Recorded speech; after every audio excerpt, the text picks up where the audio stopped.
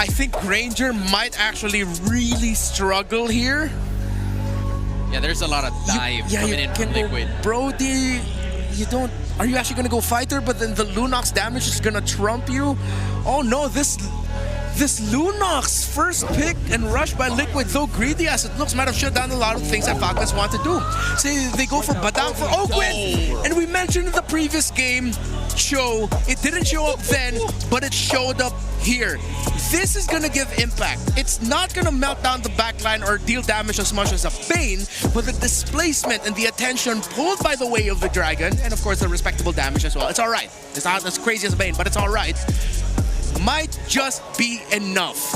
Yeah, I mean, from the looks of it, right? The problem from Team Falcons is that Super Marco has always been in the middle of everybody else. But now he has to show there seems to be an idea that he can get away in certain situations where the invades are going to come for him. But the Esmeralda is going to be the answer, potentially from OHEB. This is a fighter-to-fighter matchup that we have not seen in this series. We had talked about the eras of the league all season long.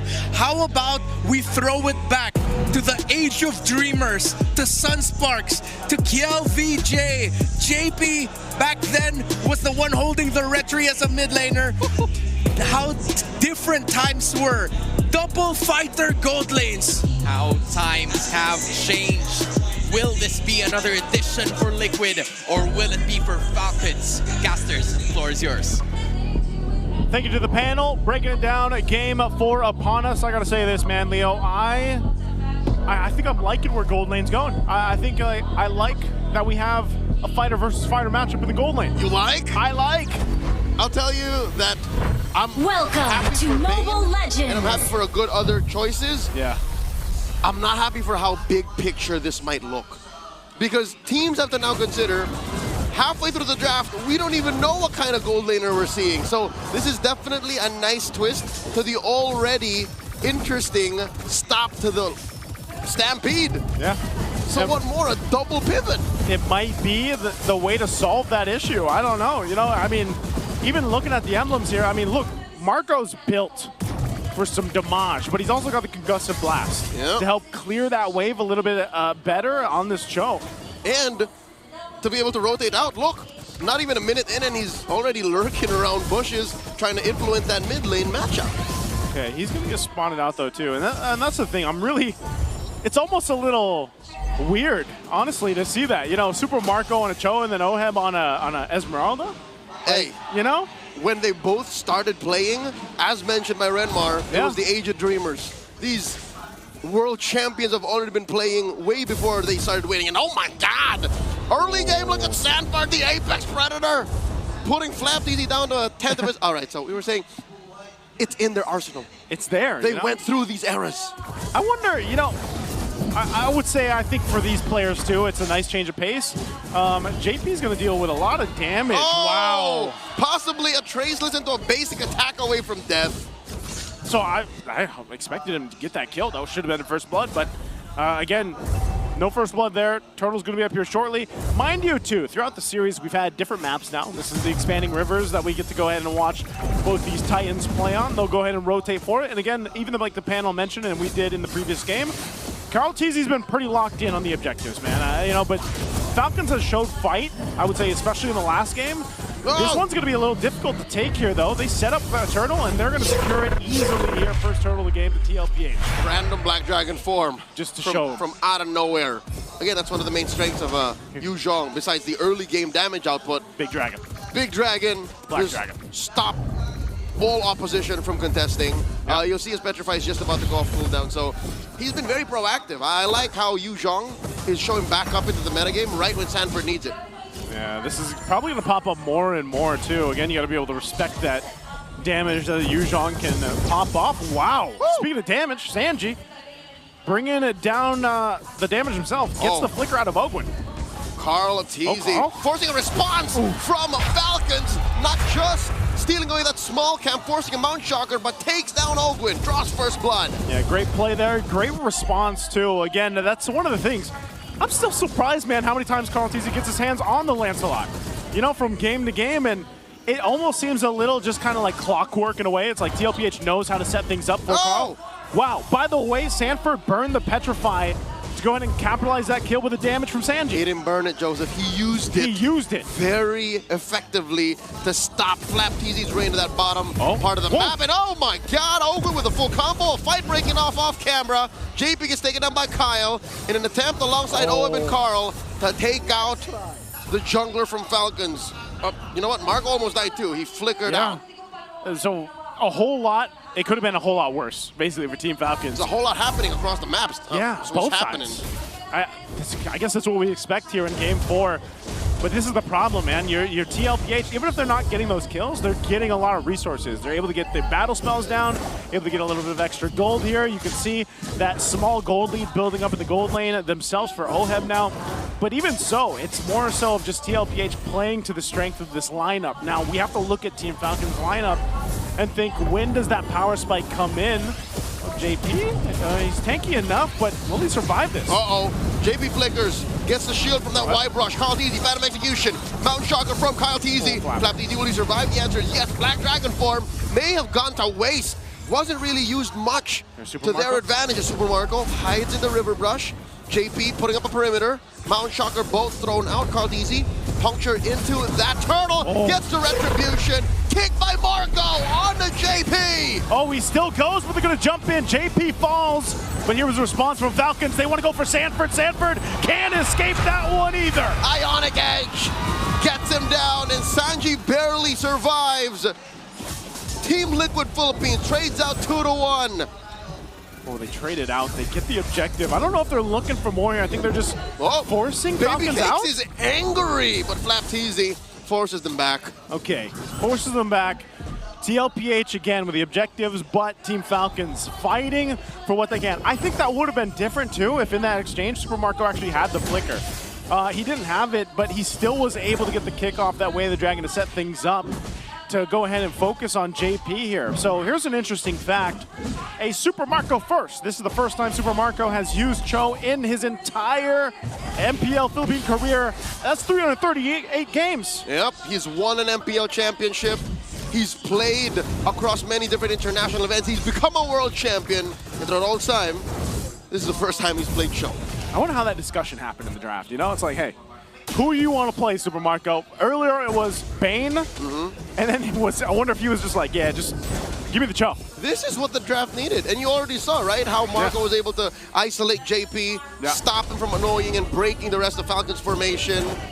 So far, Falcons are holding their own against Liquid, not that much of a lead. Oh my God, OF gets kicked to the side, does not even blink, did not use the Purify. He's okay. He's okay, but JP might not be. Takes so much damage, will have to flicker out and survives. Meanwhile, Sanford, does he actually re-engage on this? Sanji's around the corner.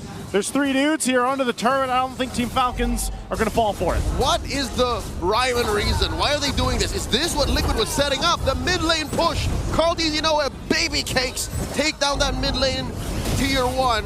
But Marco will trade out. All this while Turtle spawns. Turtle's up 3 for 3. Tlph is going to grab this objective too. A turret does go down up top. They'll get the brilliance out of Sanji. But that's what they wanted. I think Tlph played into this and they grabbed the turtle and the macro here. 2 Ts for 2 Ts. But I would rather trade a turret for a turtle. So in my book, Falcons win that. Falcons, yeah. I think if you look at this, the map pressure that they're able to put is a big thing, but this is the thing that I'm missing, Leo, is these fights and these objectives. You know what, I got a little confused. Yeah. Liquids win because they got the turret in mid and the turtle. It was just a turret. I thought Marco was going to go all the way to tier 2. Yeah, I thought he was too. Actually, when he was up there, I was thinking he was going to put pressure onto that, but... So Liquid's fine. Liquid is fine. They still maintain a lead, but I think even regardless of that, it's again, Team Falcons hasn't been really able to find a fight around the objective in this game. I know they've more or less given up that option. Maybe they're just preparing for the Lord fight here, the first one. It's more because Falcons don't allow it. Falcons are so good at breaking formations. Liquid has JP, but look at Falcons. They have Ogwin, they have the traction pulse on Few, they have Marco to get the kick. And Marco's been off map for a while. Oh my God, they throw everything at JP, and he does not have his flicker. Finally falls as Fanford finds Few. Can he finish what he started? Show energy, not enough. Oh, what a move from Few. Able to survive that.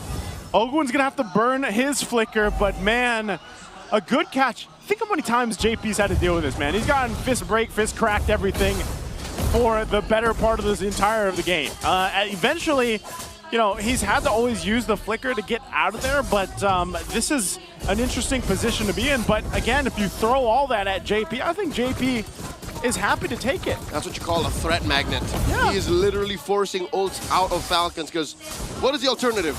He gets away, heals up, and then gets back into the fray. Man, that's just dad things, man. That's just how dads do. That's just what dads do, you know? They just tank up what they can and they let the kids shine after that. They roll up the sleeves and go in again. Go again. Go again. Go again. Tlph, though, this is what they're going to do. They're going to go again for this objective. They're setting themselves up around this. They had a nice little push on the cross map. They're going to grab their objective and get in position. It looks like, though, Team Falcons actually wants to go and contest this if they can. Yep. Team Falcons have been playing the long game for the past 4 or 5 minutes, better part of the mid game. But is it going to pay off? Because looking at the map right now, Marco has been planted on this side of the map, and they haven't really been winning much. Yeah. But when Marco was actually part of fights, that's when Falcons got more kills. I think he's going to go for it here. Conceal was popped. There's the Dragon Form, too. They're going to blitz the Lord. All right. Liquid get what they want. They stampede through the Lord pit and skedaddle right on through. Oh, the conceal from Ogwen. Who does he want to punch? Sanford finds Few, compromises him. Look at that back line. They put up that crack. Tlph very low. Not enough damage from Liquid. Not the kind that could kill a Uranus. As Oheb dances on through, gets caught by that wall, backs off. Wow, he backs off, but Tlph gets the Lord. They're going to be happy with that. I almost thought that Tlph would actually be able to capitalize on a kill, too.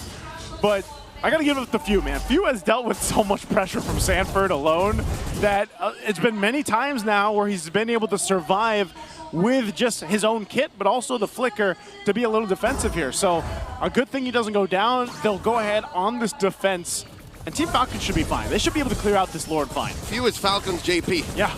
Literally, Liquid throws so much at this Kimmy and are wasting so many resources that he gets away.